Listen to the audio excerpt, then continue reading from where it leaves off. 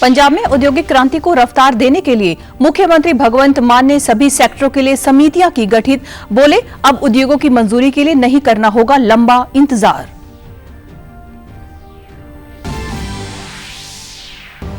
पंजाब एवं हरियाणा हाईकोर्ट ने land pooling नीति पर लगाई अंतरिम रोक। 10 सितंबर तक जारी रहेगी अंतरिम रोक। इसी दिन होगी अगली सुनवाई।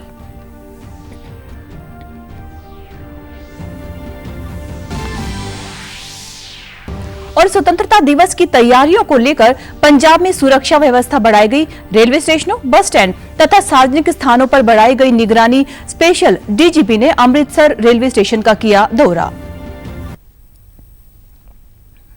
नमस्कार, चंडीगढ़ से आपका स्वागत है। मैं हूं पायल। अब समाचार विस्तार से।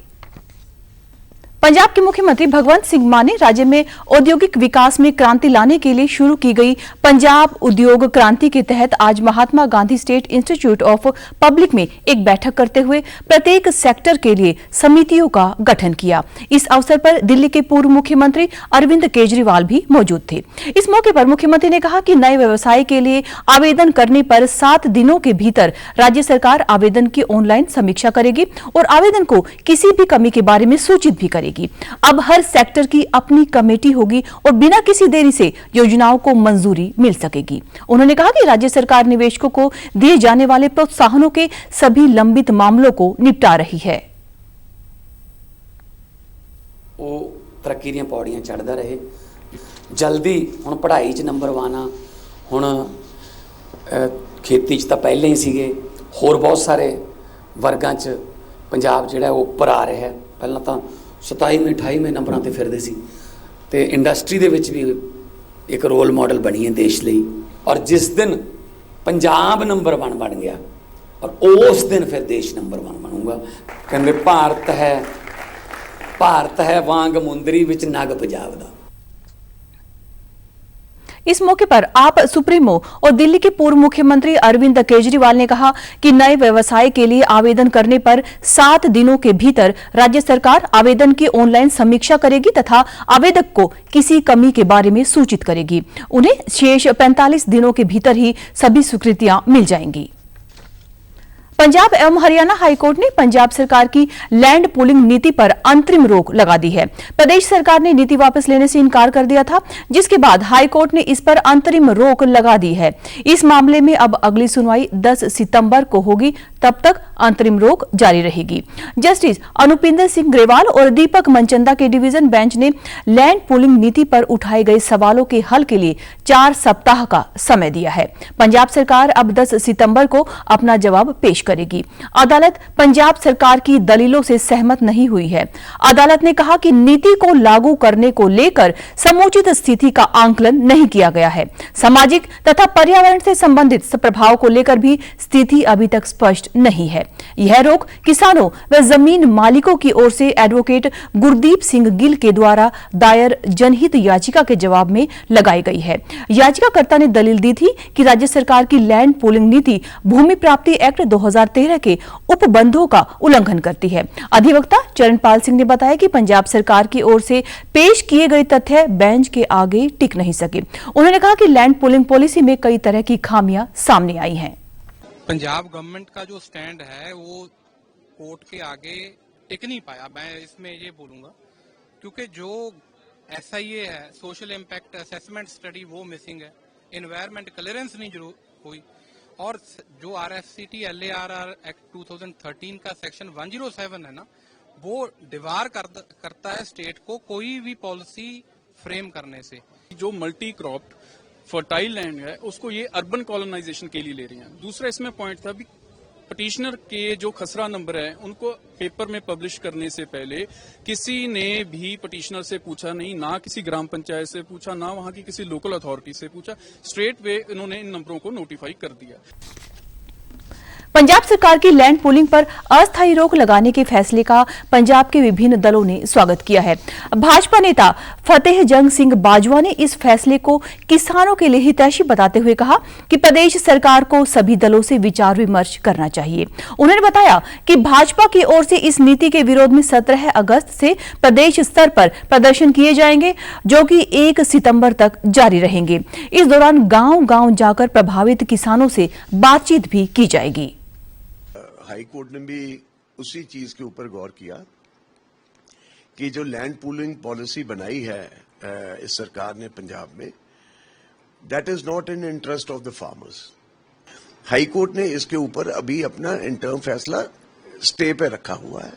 हमारी पार्टी ने 17 अगस्त से लेके और 1 सितंबर तक के सारे प्रोग्राम जो हैं हर जगह पंजाब में, थ्रू आउट पंजाब, जहां पर ये जमीन एक्वायर कर रहे हैं, वहां पर हमारी पार्टी पूरे धरने देके और साथ में पूरी लोगों में, उन गांवों में जाके लोगों के फार्मर्स के साथ बात करेंगे और बताएंगे भी सर्कार की ये पॉलिसी पंजाब को ठगने वाली है। प्रधानमंत्री नरेंद्र मोदी ने किसानों, मछुआरों और पशुपालकों के हितों को भारत सरकार की सर्वोच्च प्राथमिकता बताया है।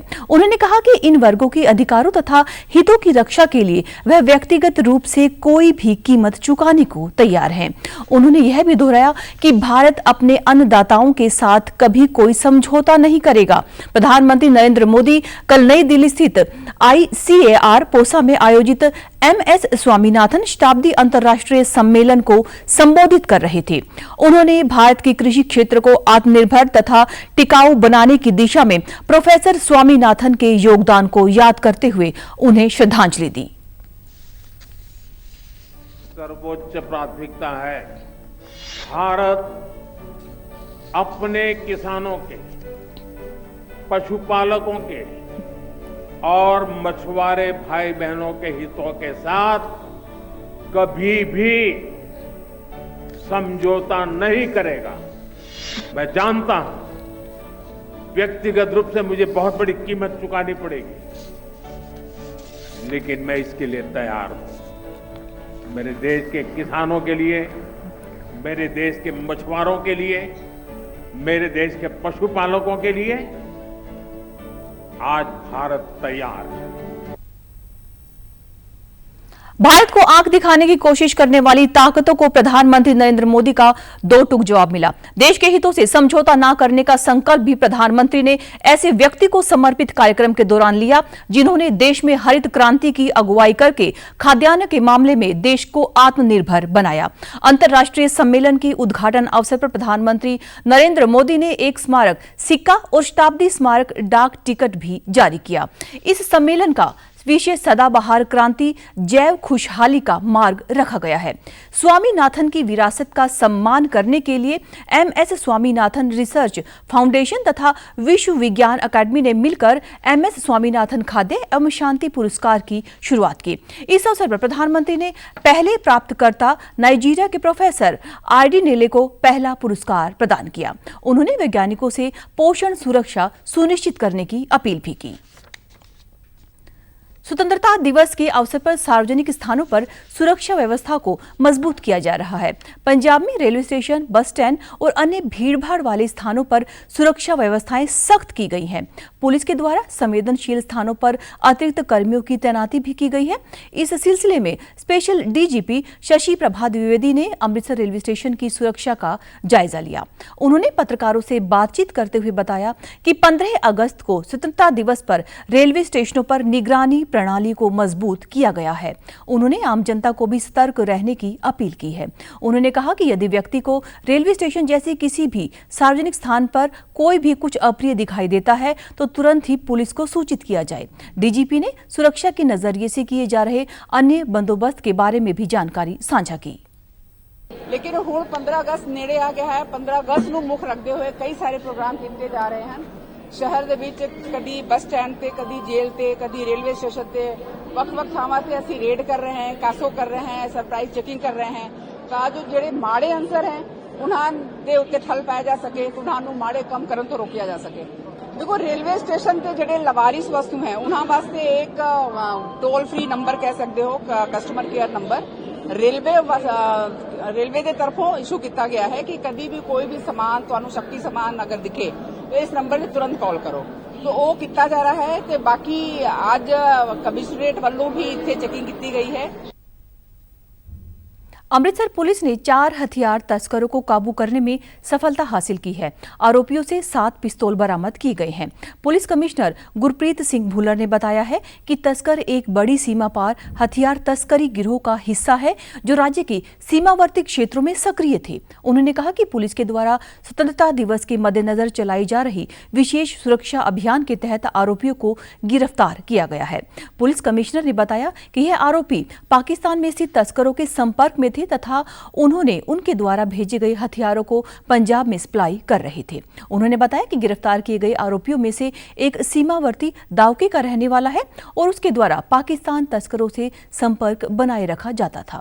पुलिस के मुताबिक 4 आरोपियों की पहचान हो चुकी है और अगली पूछताछ की जा रही है।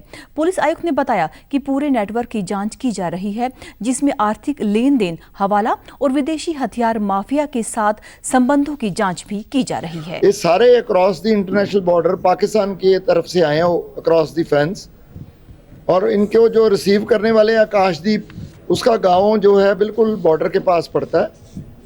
वो अपने एक रिलेटिव रमनप्रीत के साथ मिलके वहाँ से कंसाइनमेंट्स रिसीव करता और पाकिस्तान बेस्ड स्मगलर के साथ कांटेक्ट में था। तो सेकंड लिंक में आके वहाँ से कंसाइनमेंट्स इनको ये भी उठाते थे और आगे इनको ऑर्डर्स मिलते थे हैंडलर की तरफ से पाकिस्तान बेस्ड कि कहाँ देने हैं। तो मैं समझता हूँ कि ये बहुत बड़ी कामयाबी है before the independence day. Punjab महिला आयोग ने गायक करण औजला और हनी सिंह के द्वारा उनके नवीनतम गीतों में महिलाओं के लिए इस्तेमाल की गई आपत्तिजनक भाषा के इस्तेमाल पर स्वतः संज्ञान लिया है। आयोग के अध्यक्ष राजलाली गिल ने कहा कि ऐसे गीतों पर लगाम लगानी केवल महिला आयोग की ही जिम्मेदारी नहीं होती, बल्कि आम लोगों को भी ऐसे गीतों के खिलाफ आवाज उठानी होगी। उन्होंने कहा कि इससे पंजाब के सभ्याचार पर बुरा प्रभाव पड़ता है। अध्यक्ष ने कहा कि पंजाब बोली को अभद्र शब्दावली वाले गीतों के लिए प्रयोग नहीं करना चाहिए। उन्होंने यह भी कहा कि इस मामले को लेकर पंजाब पुलिस को मामले की जांच करने तथा कार्रवाई करने का निर्देश दिया गया है। पंजाब पुलिस प्रमुख को लिखे पत्र में आयोग ने इन गायकों को समन जारी करने की हिदायत भी दी है। देखिए, ये सबने गाना सुना है और सभी इस बात पे ऑब्जेक्ट भी करते हैं। हमारे बच्चों के ऊपर इसका बहुत बड़ा असर पड़ रहा है, ना कि पंजाब का इस तरह से कल्चर खराब किया जाए। मैंने अभी BOI को भी और DGP साहब को भी ये भेजा है और उनको ये समन किया जाए। और अगर मुझे ये भी पता है कि वो दोनों यहाँ इस टाइम पे कंट्री में नहीं हैं, लेकिन फिर भी उनसे कांटेक्ट करके उससे एक्सप्लेनेशन ली जाए, उनको समन दिया जाए कि वो यहाँ आके पेश हों। जब क्या एक्सप्लेनेशन देते हैं, माफ़ी मांगते हैं, वर्ड चेंज करते हैं, उसके बाद में देखा जाएगा कि स्टेप बाय स्टेप हम अगला एक्शन क्या होगा। हरियाणा के मुख्यमंत्री नायब सिंह सैनी की अध्यक्षता में कल स्वास्थ्य विभाग की समीक्षा बैठक आयोजित की गई, जिसमें जिला सिविल अस्पतालों के आधुनिकीकरण के विस्तार पर चर्चा की गई। इस दौरान उन्होंने अधिकारियों से कहा कि अब आयुष्मान भारत कवर में घुटना प्रत्यारोपण, कूल्हा प्रत्यारोपण, हर्निया ऑपरेशन, अपेंडिक्स और हाइड्रोसिल सर्जरी जैसी सुविधाएं भी दी जाएंगी। उन्होंने कहा कि सभी सिविल अस्पतालों को उन्नत उपचार सुविधाओं से सुसज्जित किया जा रहा है ताकि लोगों को इलाज के लिए निजी अस्पतालों में न जाना पड़े। बैठक में बताया गया कि पंचकुला, जींद, गुरुग्राम, कैथल, नूंह, रेवाड़ी, सिरसा तथा कुरुक्षेत्र सहित 8 सिविल अस्पतालों में विशेष मरम्मत व नवीनीकरण का कार्य शुरू हो चुका है। मुख्यमंत्री ने जिला अस्पतालों में मरीजों के लिए उपलब्ध सेवाओं की भी समीक्षा की, जिनमें निजी कक्ष, CT स्कैन, अल्ट्रासाउंड, MRI, स्वचालित प्रयोगशालाएं, ब्लड बैंक और एक्सरे शामिल है। उन्होंने निर्देश दिया कि मरीजों को निर्बाध सेवाएं प्रदान करने के लिए सभी मशीनों को अच्छी स्थिति में रखा जाए। उन्होंने यह भी निर्देश दिए कि जिला अस्पतालों में संचालित जन औषधि केंद्रों को 24 घंटे संचालित किया जाए। मोहाली की एक समाज सेवी संस्था लीडर्स एंड लिसनर्स ने कल सेक्टर 75 में मॉनसून ड्राइव स्नेह की छतरी का आयोजन करके निर्माण कार्यों में लगे मजदूरों को राहत सामग्री उपलब्ध करवाई। पंजाब की पूर्व असिस्टेंट एडवोकेट जनरल व संस्था की संस्थापक रितु सिंह तथा उप प्रधान प्रथा कक्कड़ के नेतृत्व में संस्था के सदस्यों ने श्रमिकों के लिए छतरी, तौलिए, ORS और बिस्कुट के पैकेट वितरित किए। इस दौरान सदस्यों ने ने बताया कि उनकी संस्था चंडीगढ़, मोहाली, पंचकूला में सामाजिक सेवा से जुड़े ऐसे कार्य आयोजित करती रहती है। उन्होंने आमजन से भी ऐसे प्रयासों का हिस्सा बनने की अपील की ताकि जरूरतमंदों की मदद के साथ साथ उन्हें मौसम संबंधी बीमारियों के प्रति जागरूक किया जा सके। रक्षाबंधन से एक दिन पहले पूर्व राष्ट्रपति रामनाथ कोविंद आज हरियाणा के मुख्यमंत्री नायब सिंह सैनी के चंडीगढ़ स्थित संत कबीर कुटीर आवास पर पहुंचे। उनके साथ हरियाणा के राज्यपाल असीम घोष व पंजाब के राज्यपाल व यूटी प्रशासक गुलाब चंद कटारिया भी मौजूद थे। यहां उनका सीएम ने परिवार सहित स्वागत किया। इस मौके पर सीएम सैनी की धर्मपत्नी सुमन सैनी ने पूर्व राष्ट्रपति के साथ ही हरियाणा व पंजाब के राज्यपाल को राखी बांधकर उनका मुंह मीठा करवाया। वहीं राज्यपाल असीम घोष की पत्नी मित्रा घोष ने भी पूर्व राष्ट्रपति कोविंद को राखी बांधी। इस मौके पर मुख्यमंत्री नायब सिंह सैनी ने कहा कि भाई बहन के रिश्ते में मिठास घोलने वाला ये बहुत पवित्र त्योहार है। कनाडा के ब्रिटिश कोलंबिया के सरी शहर में खोले गए कॉमेडियन कपिल शर्मा के कैफे में कल एक बार फिर से फायरिंग की गई है। कपिल के कैफे पर एक महीने में फायरिंग की है दूसरी वारदात है। सरी पुलिस के अनुसार फायरिंग के समय कैफे बंद था और इसमें किसी के घायल होने की कोई भी रिपोर्ट नहीं है। वारदात से कैफे की इमारत को नुकसान जरूर हुआ है। यह कैफे थोड़े समय पहले ही खोला गया था। इस हमले की जिम्मेवारी नामी गैंगस्टरों ने ली है। सोशल मीडिया पर इस वारदात की सीसीटीवी फुटेज भी चल रही है। इससे पहले 10 जुलाई को भी इस कैफे पर फायरिंग की गई थी। और आप हमारे समाचार YouTube channel DD News Chandigarh, Facebook DD News Chandigarh और social media X DD News CHD पर भी देख सकते हैं। तो इसी के साथ चंडीगढ़ से समाचारों का सिलसिला समाप्त होता है। नमस्कार।